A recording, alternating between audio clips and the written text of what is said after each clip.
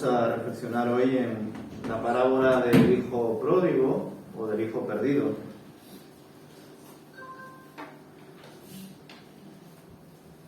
La verdad que durante esta semana una sonrisa se dibujó en mi boca al preparar este mensaje y también el del estudio bíblico, porque ha coincidido que tanto el estudio bíblico como este mensaje de la parábola del hijo perdido toquen un domingo cercano al Día del Padre, ¿verdad? Así que qué bueno reflexionar en casos de padres, ya sean parábolas o ejemplos de exhortación, y por supuesto nuestro Padre que está en los cielos. Dice el texto de Lucas capítulo 15, versículos del 11 al 32, lo siguiente. Para ilustrar mejor esa enseñanza, Jesús les contó la siguiente historia. Un hombre tenía 2 hijos. El hijo menor le dijo al padre: quiero la parte de mi herencia ahora, antes de que mueras. Entonces el padre accedió a dividir sus bienes entre sus 2 hijos. Pocos días después, el hijo menor empacó sus pertenencias y se mudó a una tierra distante, donde derrochó todo su dinero en una vida desenfrenada, al mismo tiempo que se le acabó el dinero. Hubo una gran hambruna en todo el país, y él comenzó a morirse de hambre. Convenció a un agricultor local de que lo contratara, y el hombre lo envió al campo para que diera de comer a sus cerdos. El joven llegó a tener tanta hambre que hasta las algarrobas con las que alimentaba a los cerdos le parecían buenas para comer, pero nadie le dio nada. Cuando finalmente entró en razón, se dijo a sí mismo: en casa hasta los jornaleros tienen comida de sobra, y aquí estoy yo, muriéndome de hambre. Volveré a la casa de mi padre y le diré: Padre, he pecado contra el cielo y contra ti. Ya no soy digno de que me llamen tu hijo. Te ruego que me contrates como jornalero. Entonces regresó a la casa de su padre, y cuando todavía estaba lejos, su padre lo vio llegar. Lleno de amor y de compasión, corrió hacia su hijo, lo abrazó y lo besó. Su hijo le dijo: Padre, he pecado contra el cielo y contra ti, y ya no soy digno de que me llamen tu hijo. Sin embargo, su padre dijo a los sirvientes: rápido, traigan la mejor túnica que haya en la casa y vístanlo. Consigan un anillo para su dedo y sandalias para sus pies. Maten el ternero que hemos engordado, porque este hijo mío estaba muerto y ahora ha vuelto a la vida. Estaba perdido y ahora ha sido encontrado. Entonces comenzó la fiesta. Mientras tanto, el hijo mayor estaba trabajando en el campo. Cuando regresó, oyó el sonido de música y baile en la casa y preguntó a uno de los sirvientes que pasaba: tu hermano ha vuelto, le dijo el sirviente, y tu padre mató el ternero engordado. Celebramos porque llegó a salvo. El hermano mayor se enojó y no quiso entrar. Su padre salió y le suplicó que entrara, pero él respondió: todos estos años he trabajado para ti como un burro y nunca me negué a hacer nada de lo que me pediste. Y en todo ese tiempo no me diste ni un cabrito para festejar con mis amigos. Sin embargo, cuando este hijo tuyo regresa después de haber derrochado tu dinero en prostitutas, matas el ternero engordado para celebrar. Su padre le dijo: mira, querido hijo, tú siempre has estado a mi lado y todo lo que tengo es tuyo. Teníamos que celebrar este día feliz, pues tu hermano estaba muerto y ha vuelto a la vida. Estaba perdido y ahora ha sido encontrado. Así termina esta parábola, que es la tercera de una sección de distintas parábolas que hablan siempre de un elemento perdido. Primero fue la oveja perdida, segundo fue la moneda perdida, y ahora estamos con el hijo perdido. Pues para saber el contexto un poco de por qué está compartiendo esta parábola del hijo perdido, reflexionamos en los primeros versículos del capítulo 15, que dice: los cobradores de impuestos y otros pecadores de mala fama a menudo venían a escuchar las enseñanzas de Jesús. Por eso los fariseos y los maestros de la ley religiosa se quejaban de que Jesús se juntaba con semejantes pecadores y hasta comía con ellos. Entonces Jesús les contó la siguiente historia. Estos versículos nos ayudan a entender las razones por las cuales Jesús está compartiendo distintas parábolas donde habrán personajes que se identificarán con los publicanos, los pecadores, las personas despreciadas por el liderazgo religioso del pueblo, y luego habrán otros elementos, otros personajes que se identificarán con los líderes del pueblo. Por tanto, vemos en este punto, ¿verdad?, que desde luego hay una parte del pueblo menospreciado, que es algo así como algo que el pueblo no quiere considerar, ya sean enfermos, ya sean mujeres, ya sean niños, ya sean personas campesinos que trabajen con animales, que incluso todo eso no solamente les hacía personas de segunda clase, sino que no podían entrar a la sinagoga y al templo porque eran impuros, eran pecadores. La narrativa de la parábola del hijo perdido o del hijo pródigo es bastante clara, pero es cierto que a diferencia de la parábola de la oveja perdida y de la moneda perdida, es una parábola bastante extensa, de los versículos 11 hasta el 32. Desde luego Jesús quiso compartir más detalles que puedan calar en sus oyentes endurecidos, en estos fariseos, saduceos, escribas y maestros de la ley que se justificaban a sí mismos, y por eso, tras usar un elemento de ganadería y también un elemento de dinero, como es una oveja y una moneda, en este caso usa el elemento de la familia. Y vemos que es un padre rico con 2 hijos hombres, que también es importante que sea así, como ya sabéis, debido a que se tenía un mayor valor, en muchos casos, a los hombres que a las mujeres. Vemos que el hijo menor solicita a su padre la parte de la herencia que le corresponde. Esta parte sería menor. Y por supuesto esta herencia, en el contexto donde Jesús estaba viviendo, era una herencia que se daba tras la muerte del padre. Es decir, evidentemente cuando este hijo menor acude a su padre y le exige su herencia, esta exigencia no solamente es una insolencia, sino que incluso es una declaración de que le da igual incluso que su padre esté muerto. A él no le interesa eso. Él solamente quiere lo que aparentemente le corresponde. Es cierto que en otras culturas, o en algunos casos personales, hay padres que quieren, ¿verdad?, repartir su herencia en el ocaso de su vida. Entre otras cosas porque les gusta ver cómo sus hijos están disfrutando de sus herencias, ¿verdad? Pero en la mayoría de los casos suele ser algo que se reparte tras la muerte. Vemos también, aunque la verdad que nos puede sorprender bastante, el padre no reacciona en ningún momento, no se enfada ni dice ningún comentario ante este insulto de dame tu dinero antes de que te mueras, que es lo que le dice el hijo menor. El padre divide las herencias y las reparte, dice el versículo 12. Me pregunto si el hijo mayor fue consciente de este reparto. Pues dice, entonces el padre accedió a dividir sus bienes entre sus 2 hijos. Me pregunto si el hijo mayor fue consciente de este reparto, pues no solo lo ha repartido al hijo menor, es decir, por simple lógica, si el padre tiene todo esto y esto se lo ha dado al hijo menor y el hijo menor se va con ello, todo lo que queda es del hijo mayor, ¿verdad? Pero parece que el hijo mayor no fue consciente de esto, ya lo veremos más adelante. Acto seguido, siguiendo con la narrativa de la parábola, vemos que a los pocos días de haber recibido el hijo menor su parte, decide irse de la casa.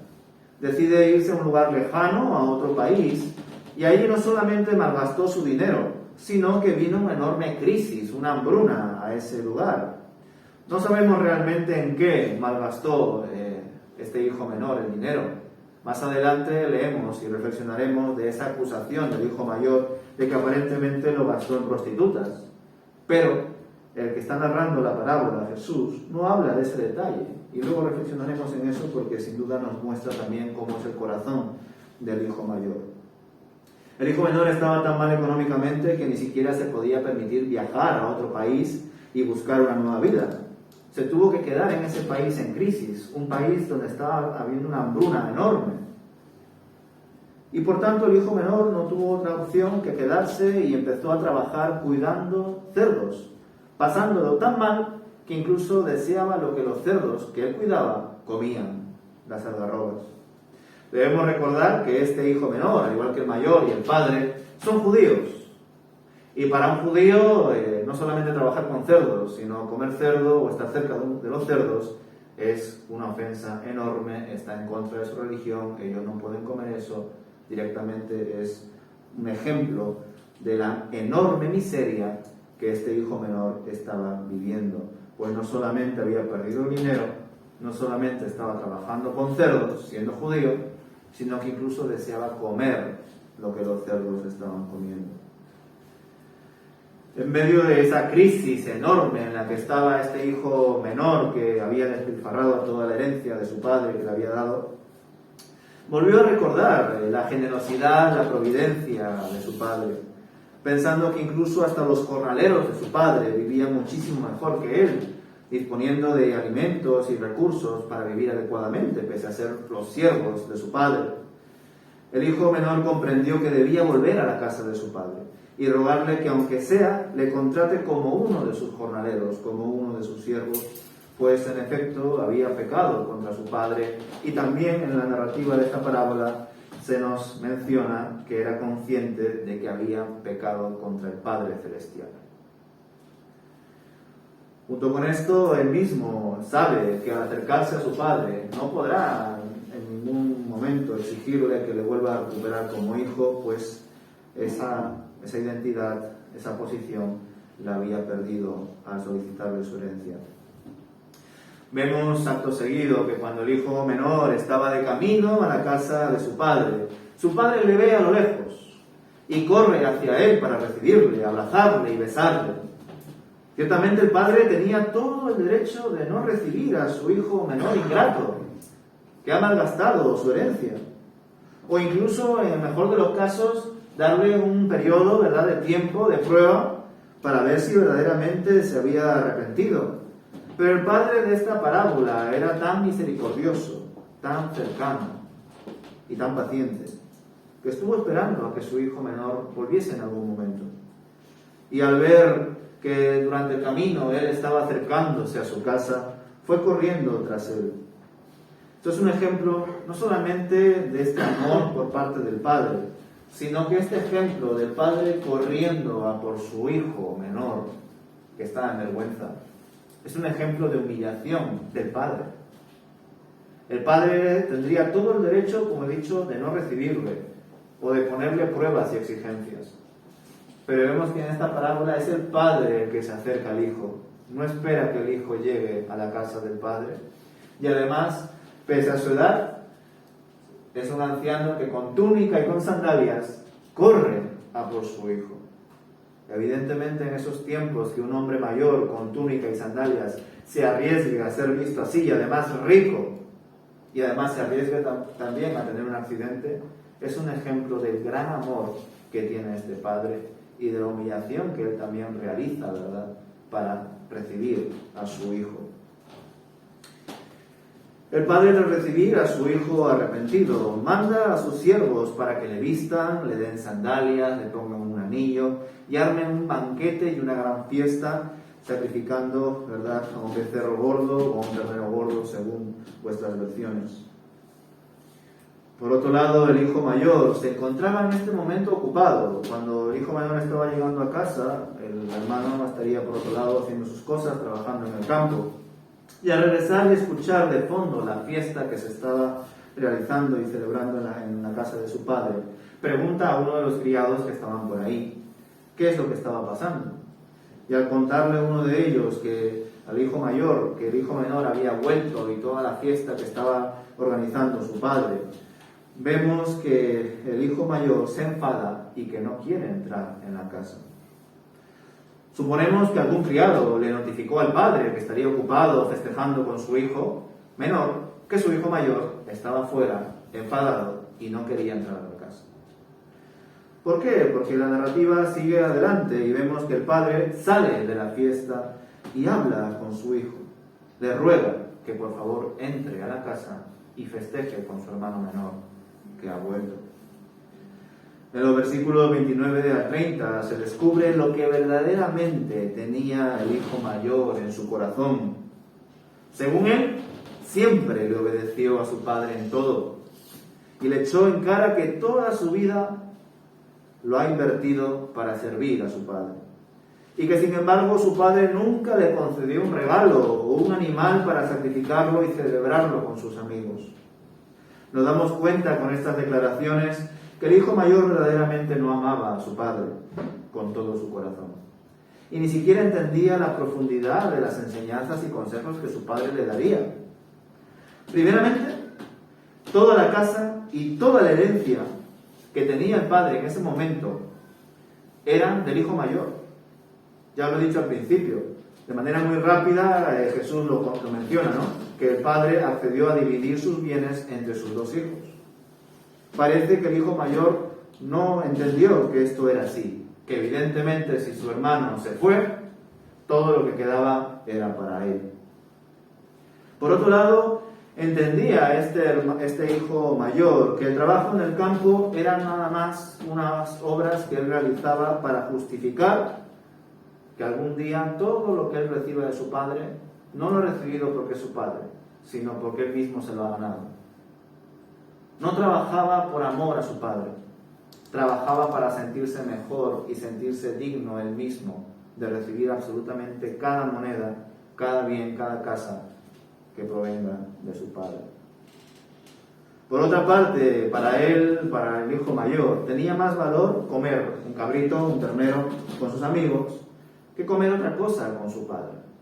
Desde luego esto es una reacción común en los adolescentes. Llega un momento en que queremos pasar tiempo con nuestros amigos y esto está bien. Queremos buscar nuestra identidad, queremos pasar tiempo fuera de casa y que ya nuestros padres pasan a un segundo término, ¿verdad? Es una reacción normal.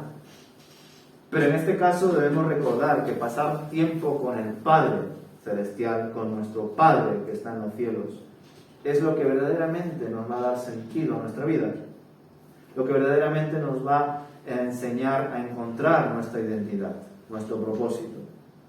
Pero este hijo mayor quería estar más con sus amigos que con su padre y entendió que el trabajo era una carga, que si lo hacía era para justificarse a sí mismo y no lo veía como una labor y un favor que estaba haciendo a su padre. El hijo mayor no solo le compartió a su padre las quejas que tenía en contra de él, sino que también este hijo mayor levantó calumnias infundadas contra su hermano. Debido a cómo se narra esta parábola, sabemos que el hijo mayor nunca tuvo contacto con el hijo menor, porque primero no se enteró cuando llegó su hermano, y segundo, no quiso entrar a la casa. Eso significa que en ningún momento este hombre habló con su hermano. Y evidentemente estamos en tiempos donde no existía WhatsApp, ni correos electrónicos, ni nada de eso. Es más, estaba en otro país, ni siquiera como para decirle que el chisme se lo dio el vecino. El hijo mayor no sabía en qué había malgastado su hermano el dinero. Y sin embargo, le dice que lo malgastó en prostitutas. Por tanto, vemos que este hijo mayor estaba mintiendo, estaba levantando un falso testimonio que no tenía fundamento. Por otro lado, no muestra ningún tipo de cariño o alegría porque su hermano ha vuelto, aún habiéndolo malgastado en prostitutas. Se ha arrepentido. Como hermano mayor se debería haber alegrado de que eso fuese así, y sin embargo no lo hizo. Más bien le recriminaba a su padre porque le había sacrificado un becerro. El padre le muestra a su hijo mayor lo que nosotros ya habíamos percibido desde el principio. Todo lo que le pertenece al padre le pertenece al hijo. Y no hay mayor regalo que estar con el padre que te ama incondicionalmente. El hijo mayor muestra su rechazo ante la mala administración de su padre, pero el padre le muestra que su hermano se había perdido y era necesario festejar su regreso. Aquí Jesús culmina esta parábola diciendo uno de los textos más claves para Lucas. Es por eso que varias parábolas solamente se encuentran en este evangelio y no en otros. Porque el Hijo del Hombre vino a buscar y a salvar lo que se había perdido. Este texto clave se va a repetir varias veces en medio de parábolas y enseñanzas, porque Lucas tiene esa sensibilidad. Entre otras cosas porque el evangelio, según Lucas, sobre todo se dirige a los gentiles, a las mujeres, a los enfermos, a los despreciados. Es por eso que este Evangelio contiene muchísimos textos sobre los extranjeros, sobre los enfermos, sobre las mujeres, sobre los endemoniados. Muchos más textos que los otros Evangelios. Dicho todo esto, viendo un poquito, ¿no?, todas las cosas relacionadas con esta parábola, vamos a buscar aplicaciones y conclusiones. Es evidente que el hijo mayor representa a los judíos religiosos, fariseos, escribas, saduceos, maestros de la ley, gente adinerada y bien posicionada que controlaba la fe a su manera. El hijo menor de esta parábola representa a los judíos incrédulos, publicanos, pecadores, enfermos, mujeres, personas despreciadas por el resto de la sociedad israelita. El hijo mayor, debido a la tradición judía, primogénito, tenía una mayor importancia en el contexto familiar de aquella época. Por otro lado, también es cierto que el hijo mayor, evidentemente, esto es lógica muy simple, al ser mayor, pasa más tiempo con el padre. Al ser mayor, tiene más madurez. Al ser mayor, tiene más experiencia. Por tanto, es normal que el hijo mayor siempre tenga una mayor responsabilidad con los demás hermanos y tenga una mayor relación con su padre y con su madre. ¿Por qué? Porque el hijo mayor lleva más tiempo relacionándose con su padre y con su madre, como es evidente. Otra cosa es que además el pueblo judío pues le daba muchísimo peso al primer hijo, y si es hombre, porque era como la herencia donde todo hombre dejaba, salvaguardando su nombre, su apellido, todo lo relacionado con, pues muchas veces, el ego de cada uno de ellos. Vemos que todo esto, que sea un hijo mayor, que sea hombre, que lleve mucho más tiempo con su padre, evidentemente va a ayudar a que sea el favorito del padre. En muchos contextos es así. Pero también debemos analizar la responsabilidad del hijo mayor, que es, entre otras cosas, acoger al hijo menor. Y aunque el hijo menor también pueda tener sus culpabilidades y errores, en esta parábola se enseña que el hijo mayor no cumple verdaderamente su parte como hermano. No es un buen hermano el hijo mayor, y entre otras cosas no lo es porque tampoco ha sido un buen hijo. El mayor regalo y herencia del hijo mayor no eran los bienes, sino habitar en la presencia de su padre durante el resto de sus días, disfrutando de la comunión y de la celebración constante que implica vivir con el Padre que te ama de verdad. Debemos recordar que en el contexto de esta parábola se está dirigiendo Jesús solamente a Israel. Por tanto, a la hora de interpretarlo debemos pensar solamente en Israel. Luego, cuando queremos aplicarlo, sin duda podemos usar distintos detalles para hablar de la iglesia. Desde luego, este hijo mayor se creía justo. Las cosas que estaba trabajando y haciendo con su padre en el campo y en el hogar, lo hacía para de algún modo justificarse. Esto señala lo que estaban realizando los fariseos, los maestros y los escribas y líderes de esa época. Pensaban que todo lo que hacía les justificaba. Y sin embargo debemos aprender que el servicio al Señor a través de las distintas áreas ministeriales de la Iglesia no son meramente cargas que realizar, actividades que cumplir. Son regalos, son privilegios para crecer y para ser de bendición a otros y para ser bendecidos por otros. Cuando vemos el ministerio como una carga o como algo que le decimos al Padre, Padre, anota esto que lo he hecho, por favor, y así voy a ir a un cielo mejor que el otro. Son ideas malas que desde luego hemos heredado por la Iglesia Católica, pero que no son ciertas. Nosotros debemos de compartir todo lo que Dios nos ha compartido primero. Como dice el texto, ¿verdad? De gracia habéis recibido, dad de gracia. Dadlo de la misma forma en lo que habéis recibido. Y el hijo mayor no se deleitaba en ello. El hijo menor, por supuesto que no. Es más, tenía una mala relación con su hermano y con su padre, y por eso se marchó. Pero al menos él sí tenía claro cómo estaba su corazón delante del Padre. Él quería irse, a él le daba igual el hogar, él no quería trabajar, era sincero consigo mismo. Pero sin embargo el hijo mayor se autoengañaba. Verdaderamente no quería estar con su padre. Pero lo que quería recibir de su padre, quería recibirlo por sus propias fuerzas. No por gracia. Y eso no lo entendían los fariseos y líderes de ese tiempo en Israel. Y por eso es que Jesús está hablando sobre estos temas. Desde luego, la parábola del hijo pródigo o del hijo perdido es una de las parábolas que más usamos para hablar de la iglesia hoy en día. Y está bien siempre y cuando sea como aplicación. Es como, por ejemplo, ese texto famoso de donde están 2 o 3 reunidos, ahí está el Señor. Es un versículo que mucha gente lo dice, sobre todo en los cultos de oración. Y está bien. Pero ese texto está dicho en un contexto de exhortación y disciplina. No está dicho en un contexto de comunión y oración. Entonces, cuando usamos los textos y queremos enseñar acerca de ellos, debemos pensar a quién está dirigido, quién lo ha dicho, en qué tiempo, con qué propósito. Y luego, por supuesto, podemos aplicarlo al día de hoy. Entre otras cosas porque aquí, como he dicho antes, Jesús está hablando de Israel, de los que se creen justos de Israel y de los menospreciados de Israel.